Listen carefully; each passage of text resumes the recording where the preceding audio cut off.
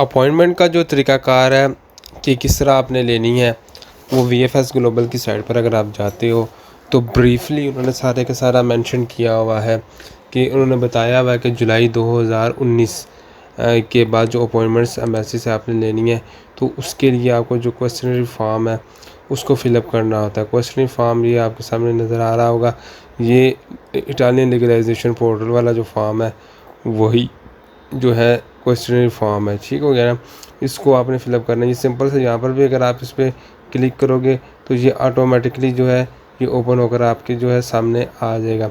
इसके बाद जब आप इसको फिलअप कर लेंगे, इसके अंदर भी सारी की सारी इंस्ट्रक्शंस वगैरह मेंशन है कि आपने किस तरह इसको फिलअप करना है और कैसे आपने अपॉइंटमेंट के लिए इस ईमेल जो भी उन्होंने साइट दी हुई है, ईमेल आईडी दी हुई है, वहाँ पर आपने सबमिट करना है।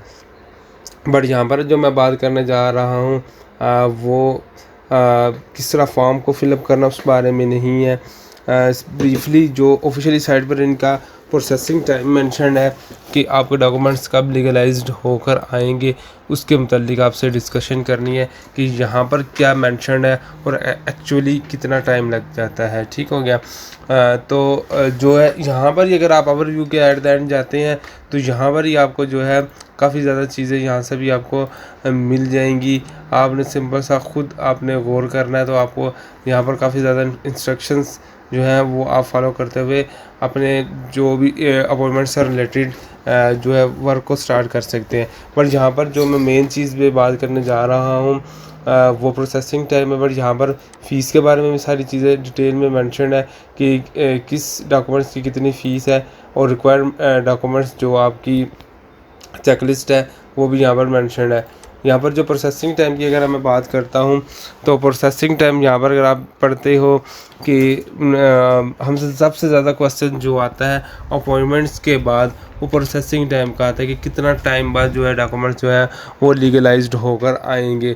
तो इस बारे में जो है जो ऑफिशियली है उसके बारे में मैं आपको बताने जा रहा हूँ कि यहाँ पर ऑफिशियली क्या मेंशन है और जो नॉर्मली हम जो फील करते हैं, जो हमें डॉक्यूमेंट्स लीगलाइज्ड होकर हमारे सब्सक्राइबर्स को, क्लाइंट्स को मिलते हैं तो वो कितना देर बाद मिलते हैं। तो वीडियो को शुरू करने से पहले आपसे रिक्वेस्ट है कि चैनल को सब्सक्राइब कर लीजिएगा। डिस्क्रिप्शन में सभी सोशल मीडिया के लिंक्स हैं, लाजमी विजिट कीजिएगा, इंशाल्लाह काफ़ी ज़्यादा इन्फॉर्मेशन मिलेगी। जो प्रोसेसिंग टाइम है, the estimated time for delivery of the document submitted duly sworn and validity in accordance of translation takes about 2-3 weeks, यानी कि 2 से 3 वीक्स जो है वो टाइम इसमें यहाँ पर उन्होंने बताया कि लग जाता है। अब यहाँ पर 2-3 चीज़ों की कन्फ्यूजन है। आया कि डॉक्यूमेंट्स की जो डिलीवरी है जो आप आउटसोर्स कंपनी में जाकर सबमिटेड करवाते हो, आया कि ये उन्होंने मेंशन की हुई कि 2 से 3 हफ्ते के बाद हम जो है एम्बेसी को सबमिटेड करवा देते हैं, या फिर एम्बेसी जो है वो 2 से 3 वीक्स के अंदर जो है आपको लीगलाइज कर भेज देती है। तो ये जितनी भी ये आपको लाइन नज़र आ रही है ये बड़ी डिप्लोमेटिक सी लाइन लिखी हुई है, आपको जल्दी कोई भी बात की समझ नहीं आएगी। आया कि आउटसोर्स कंपनी जो है लाइक जैसे जेरी है वो इटली एम्बेसी को डॉक्यूमेंट्स जो है वो 2 से 3 वीक्स के अंदर भेजती है, या फिर कि इटली एम्बेसी जो है वो लीगलाइज करके डॉक्यूमेंट्स जो है वो वैलिड करके आपको वापस भेज देते हैं। अगर मैं 2019 या 18 की बात करता हूँ तो यहाँ पर ही ये जो मैंने हाईलाइट की हुई है यहाँ पर ही मेंशन था कि आपके जो डॉक्यूमेंट्स हैं वो लीगलाइज 2 से 3 हफ्तों के अंदर होकर आ जाएंगे। अब यहाँ पर वो जो लीगलाइज का जो वर्ड है वो यहाँ पर मिस है। बट जो मैं आपको अपना बता देते हैं कि जो हमारे सब्सक्राइबर है जो हमसे वो शेयर करते हैं तकरीबन जो कम अज़ कम टाइम लगता है वो 3 माह 2.5 माह लगते हैं। इसी के अंदर इंक्वायरीज़ वगैरह होती हैं और लीगलाइज होकर आते हैं।